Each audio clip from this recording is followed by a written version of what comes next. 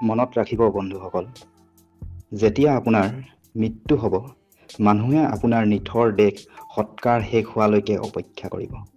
যেতিয়া চিতাৰ অন্তিম খৰি টুকুৰা জ্বলি শেষ হ'ব, তেতিয়া আপোনাৰ পুত্ৰ, ভাতৃ, ঘৰৰ সম্বন্ধীয়, বন্ধুবৰ্গকে ধৰি গাঁৱৰ আপোনজনে আপোনাৰ অস্তিত্ব সম্পন্ন কৰি উভতি আহিব।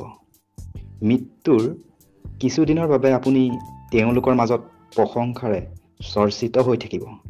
সকলোৱে আলোচনা কৰিব, মানুহজন বৰ ভাল আছিল দেই, মানুহজন যদি জীয়াই থকা হ'লে, মানুহজনে অমুকটো ক্ষেত্ৰত বৰ ভাল আছিল, তমুকটো ক্ষেত্ৰত বৰ ভাল আছিল, ইত্যাদি ইত্যাদি।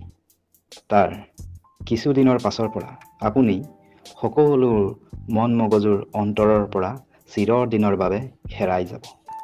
কোনেও আপোনাৰ বাবে অপেক্ষা নকৰে, কাৰণ সকলোৱে জানে যিজনে এই সংসাৰ এৰি গুচি যায়, তেওঁ আৰু কেতিয়াও উভতি নাহে। গতিকে মৃত্যু হোৱা ব্যক্তিজনৰ কথা ভাবি কিয়নো সময়বোৰ ব্যয় কৰিব, আৰু শেষত এনেদৰে সময়ৰ সোঁতত আপুনি সকলোৰে অন্তৰৰ মাজৰ পৰা এদিন অস্তিত্বহীন হৈ হেৰাই যাব।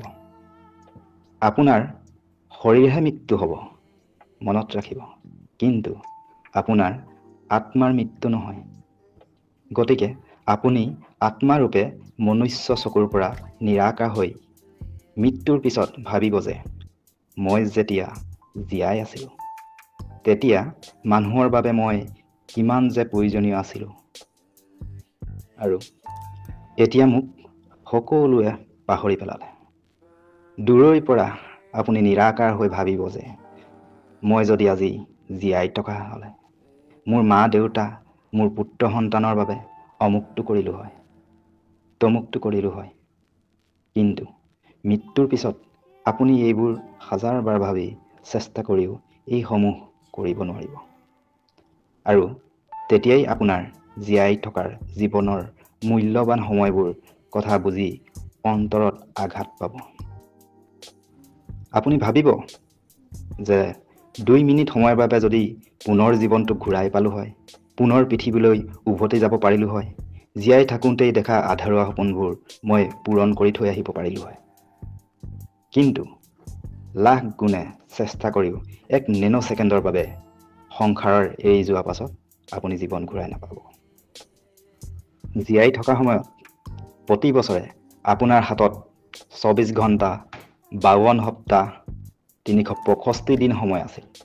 কিন্তু জীয়াই থকা এই সময়বোৰ আপুনি মোবাইল ছেটিং কৰিছিল, লাইক কমেণ্ট চেক কৰিছিল, ভিডিঅ' বনাইছিল, ফটো এডিট কৰিছিল, হয়তো গেম খেলিছিল, ৰাতি দেৰিলৈকে মোবাইল ব্যৱহাৰ কৰিছিল, নহয় জানো? আৰু ৰাতি 2-3টা বজাত শুইছিল। পাছত ৰাতিপুৱা এলাৰ্ম বন্ধ কৰি 8-9টা বজাত উঠিছিল। আৰু দিনৰ দিনটো অলাগতিয়াল কামত সময়বোৰ নষ্ট কৰিছিল।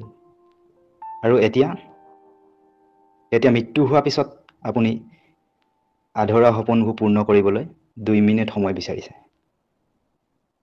ধন্য যে ভগৱানৰ কৃপাত আপুনি এতিয়াও জীয়াই আছে, আৰু এই সময়কণত আপুনি মোৰ এটা প্ৰয়োজনীয় ভিডিঅ' চাই আছে।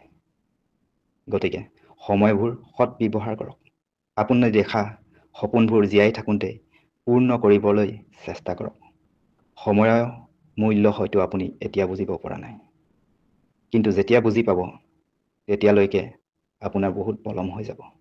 মানুহে যিকোনো বস্তু অভাৱ হ'লেহে উপলব্ধ কৰে, কিন্তু যিজন মানুহে অভাৱ নোহোৱা আগতেই অনুভৱ কৰে, তেওঁহে প্ৰকৃত সময়ৰ মূল্য বুজি পায়। ধন্যবাদ বন্ধুসকল। জীৱন জিন্দাবাদ। এই জীৱনটো থকালৈকে সময়বোৰ সৎ কামত ব্যৱহাৰ কৰক। পুনৰ লগ পাম অন্য এটা ভিডিঅ'ত। তাৰ আগতে এনেসমূহ ভিডিঅ' পাই থাকিবলৈ আমাৰ পেজটো ফ'ল' কৰি ৰাখক আৰু চেনেলটো ছাবস্ক্ৰাইব কৰি দিব। ধন্যবাদ।